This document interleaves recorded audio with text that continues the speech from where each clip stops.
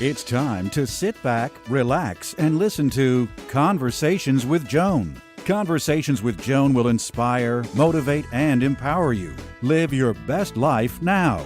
Listen, learn, think, and decide. And now, here's your host, Joan Herman.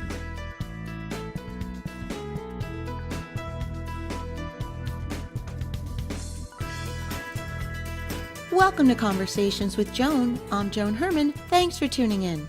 Conversations with Joan focuses on topics that are important to your life, from health and wellness to professional development to personal well-being. Changemakers join me to share their insights, tips, and strategies so you can thrive and live your best life now. Thank you for taking time for yourself, and thank you for letting us be a part of your life. Now, let's start talking. Today's guest, Carol Higgins Clark, says that she was a writer from the time she could put two words together. She was always writing, but her success was achieved after experiencing setbacks that could easily have thrust her on a different path. Today, Mary is a New York Times best-selling author who has written 37 suspense novels, 4 collections of short stories, a historical novel, a memoir, and 2 children's books. More than 100 million copies of her books are in print in the United States alone. Mary's new book is You Don't Own Me. Welcome, Mary. Thank you so much for joining us. Oh, it's always a pleasure to be with you, Joan. Mary, you say that you knew that you always wanted to be a writer. As a matter of fact, you say that you always were a writer. So what was it like for a woman at that time who was trying to break into the field? Well, it's always difficult to break into the field. I started with short story writing, and I did start to sell. But the first time I sold for $100, I thought I had died and gone to heaven, because I must have written 8 or 9 short stories, and I'd been sending them out to the editors in those cold places on 6th Avenue where they were in their offices and rejecting everything. I remember one editor wrote that to me, "Mrs. Clark, your stories are light, slight, and trite." Uh-huh. And I thought, I'll get you, baby, I'll get you. So I think one of the things that helped me was I always believed I was going to make it. I never thought, when all the rejection slips came, that I ought to quit and learn how to knit, because I was positive I was going to make it. So when that first short story sold for $100, I could go out and legitimately say, I am a writer. It's that self-belief, Mary, because you hit the nail on the head. So many people who don't really believe in themselves, that's when they can get derailed by the negative feedback. But you had that self-belief that I would assume was what propelled you forward. Yes, I think it was, because I always loved to write, always. I mean, I was writing in math class and science class in high school. And one time when I went back to Villa Maria Academy, Mother St. Thomas of Canterbury, 90 years old, sitting in a wheelchair, she never forgot any of us, the face. And when she saw me, now I have 15 first times bestseller on, and with those clear gray eyes, she said, "You were a dreadful math student, Miss Higgins." And I curtsied to her, as we did in those days, and said, "God bless your memory, Reverend Mother." So, Mary, a little bit later on in life, you got married and you had a family, and then you were left a young widow when your husband passed away. Many people would have used that experience in life as a reason to put a dream aside or to not follow it at all. How did you manage that difficult time, and where do you think you were able to find the perseverance to follow your dream with such a devastating time? Well, I felt I had no choice. The night Warren was buried, I sat for a while in the big chair and thought, my life is very different now. I will give it to the children, because children miss a father terribly. I was 13 when my father died, and I missed him all my life. You know, he would have given me away when I was married. He would have done this, he would have done that. And I knew the children would be the same way about their father. So I thought I have to do my very best to support them in every way. And of course, financially, I had to support them because Warren did not have insurance. He had a bad heart. So you don't question it.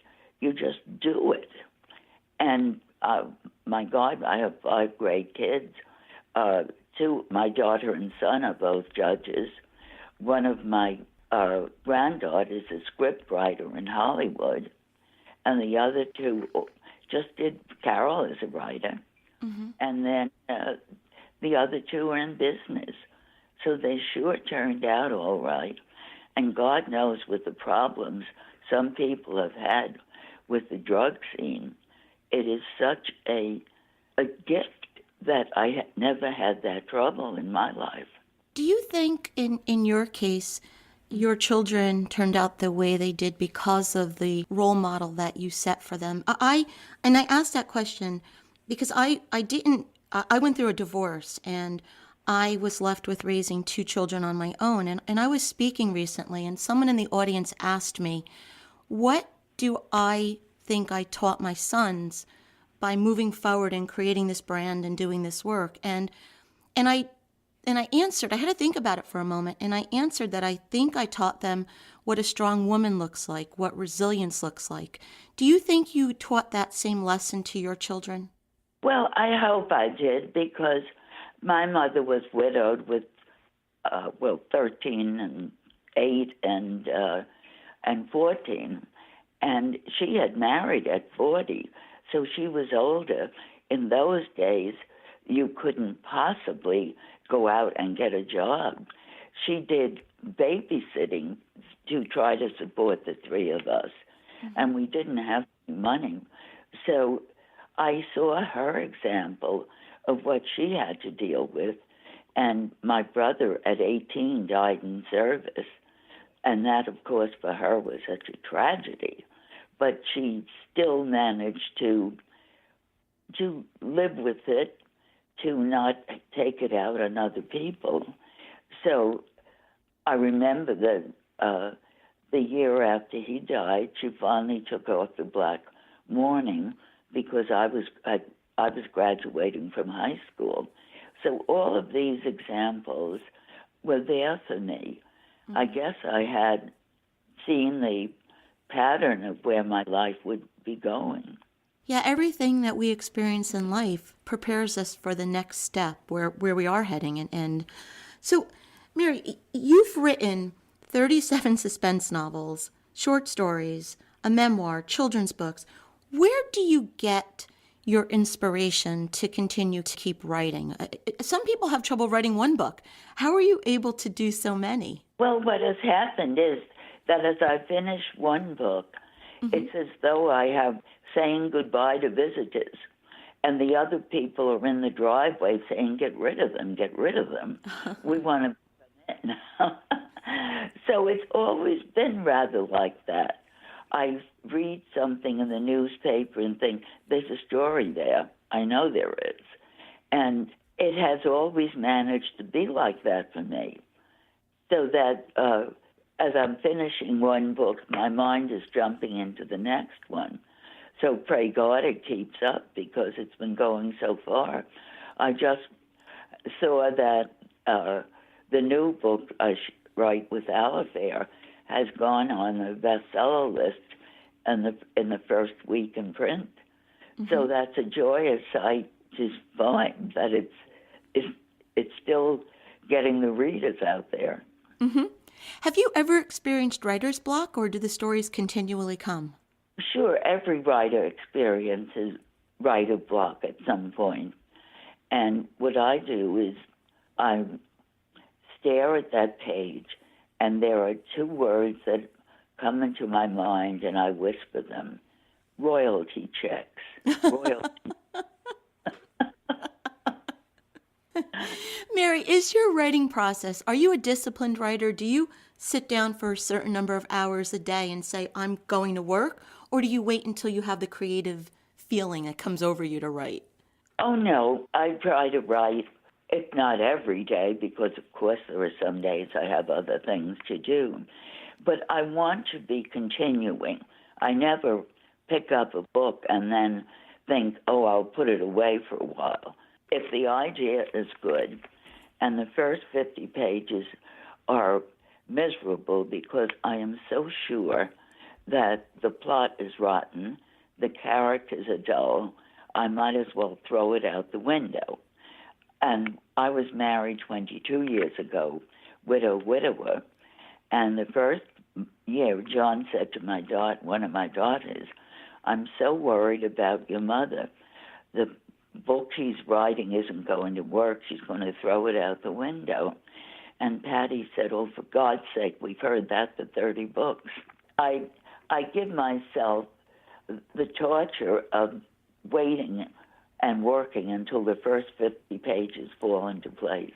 When I read a book, I tend to feel like I know everyone in the story and they become my friend or someone that I don't like, or you get that emotional connection to a character.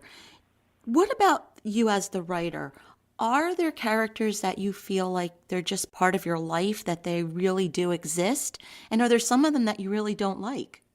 Well, sure, because you've got to have controversy in a book. You know, everybody can't be, I love you and you love me and let's love each other. Mm-hmm. Can't do it.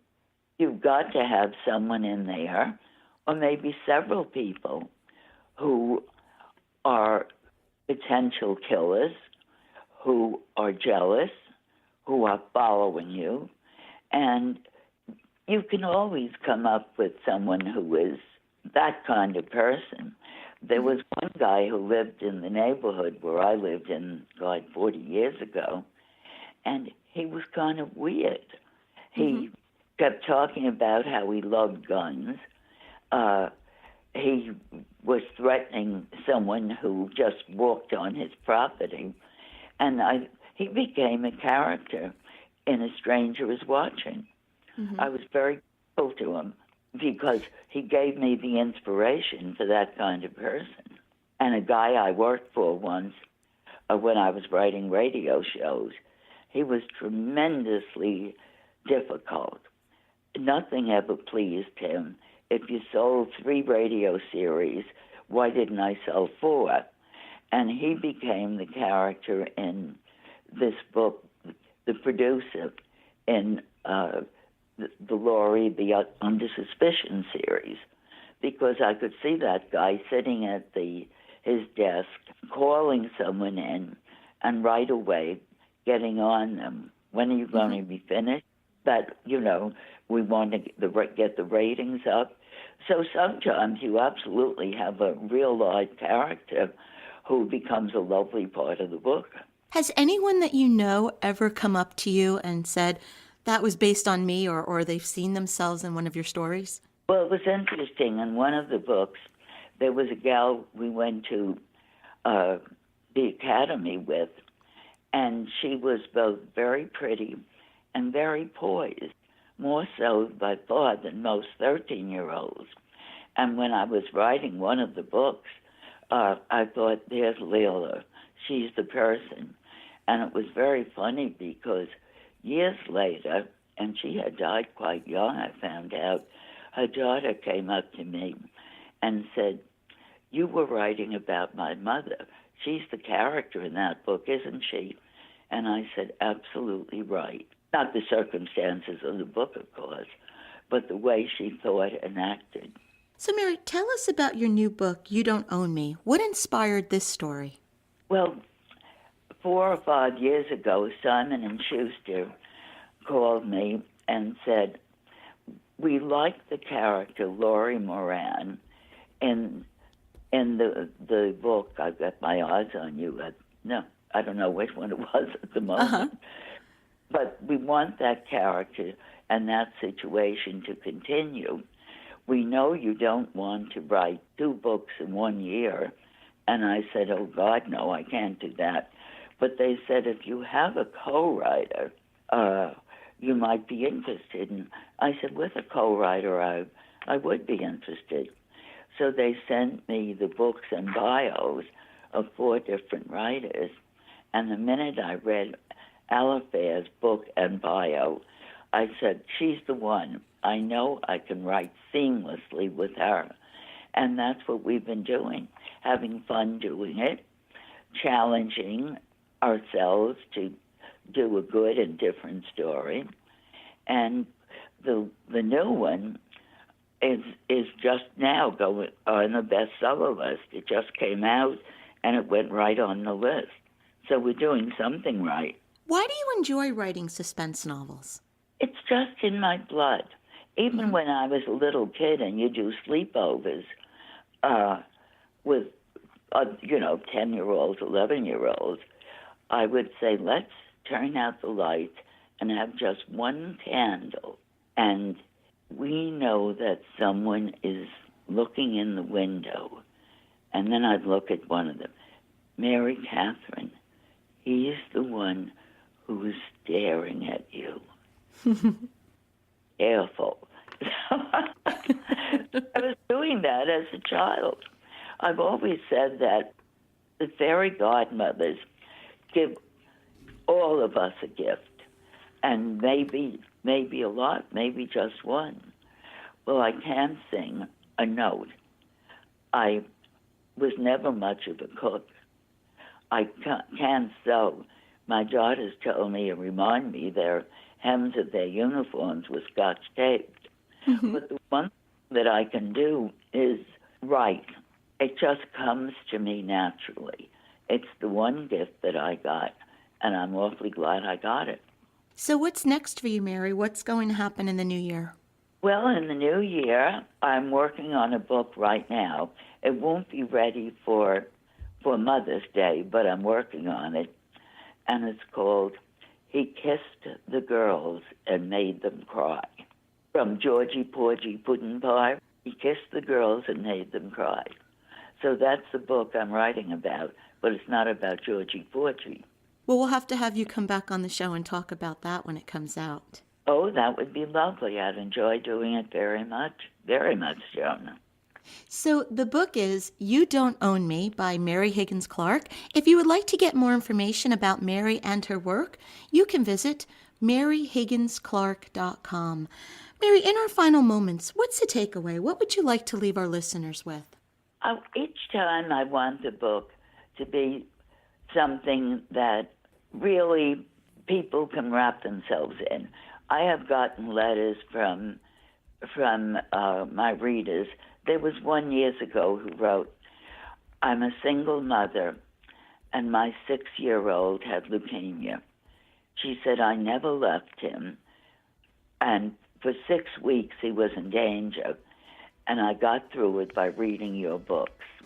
And I thought, if I was able to do that to someone in dire circumstances, then I feel as though I've done something worthwhile. Mary, thank you so much for being here with us. The way you ended this interview, that's exactly how I was going to end it, because your work has touched so many lives. You've given us hope, you've given us inspiration, you've entertained us. So I am certainly happy that the fairy godmother blessed you with the gift of writing, because you have shared it with all of us. So thank you. Thank you so much, Joan. Lovely to be with you. This is Conversations with Joan. Stay with us. We'll be right back.